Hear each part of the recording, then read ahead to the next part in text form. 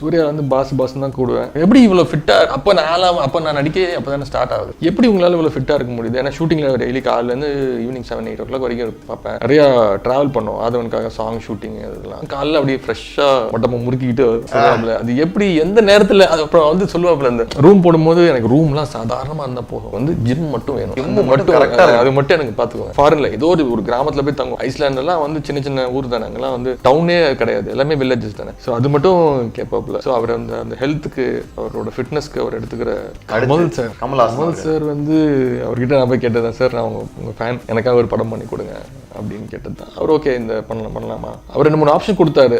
நான் வந்து ரொம்ப அது கான்ட்ரவர்சியலாக இருக்கும் சார் நான் பண்ணேன்.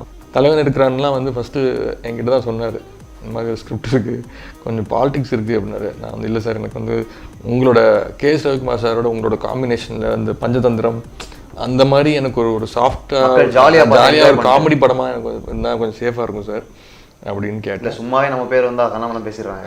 அப்போ தான் அவர் இந்த இதெல்லாம் கொஞ்சம் தசாதாரம் முடிச்சு உடனே இது.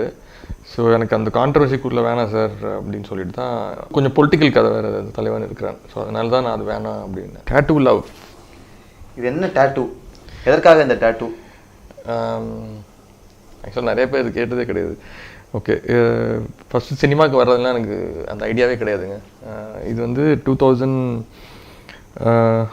பையன் பிறந்தது 2004. இது வந்து 2005 போட்டது. நானும் என் ஒய்ஃபும் வந்து யூஎஸ் போயிருந்தோம். நானும் ஒய்ஃபு விஷால் தான் நினைக்கிறேன். முன்னாள் ஒரு ஹாலிடே போகலாம் அப்படின்னு சொல்லிட்டு பையன் பிறந்துட்டான். அங்கே போய் பயங்கரமாக மிஸ் பண்ண ஆரம்பிச்சிட்டோம். ஒய்ஃபுக்கு வந்து ரொம்ப டேட்டு போடணும்னு ஆசை.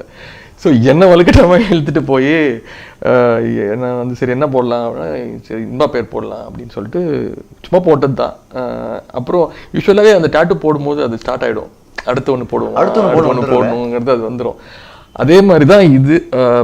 பொண்ணு பிறந்தோடனே 2012 சரி பையன் பேர் மட்டும் போட்டு நாளைக்கு பொண்ணு கோச்சுக்கும்னு சொல்லிட்டு என்னப்பா கையில் அதுக்காக போட்டது. ஆக்சுவலாக பார்த்தீங்கன்னா இது ஓகேன்னு ஒன்று எழுதியிருக்கோம். இது யாருக்கும் தெரியாது. எனக்கு ஓகே எழுதிருக்கீங்க, இது யாருக்குமே தெரியாது. அவருக்கு தெரியும். இது ரிலீஸ்க்கு முன்னாடியே போட்டேன்.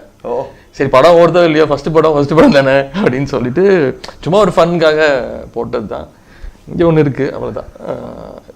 இப்போ இதோட போதும். இப்போ என்னன்னா ஷூட் போனா கொஞ்சம் கஷ்டமா இருக்கு. கேள்வி அதாங்க, எப்படி தான் மறைப்பீங்க, எப்படி மேனேஜ்? இல்ல சில நம்ம ஒன்றும் பேர் பாடி ஃபைட் டிக்கெட்லாம் நமக்கு வைக்க வேண்டியது வருமே, ஃபியூச்சர் எதிர்பார்ப்பாங்களே. இல்லை நான் மேக்ஸிமம் அவாய்ட் பண்ணிடுவேன்.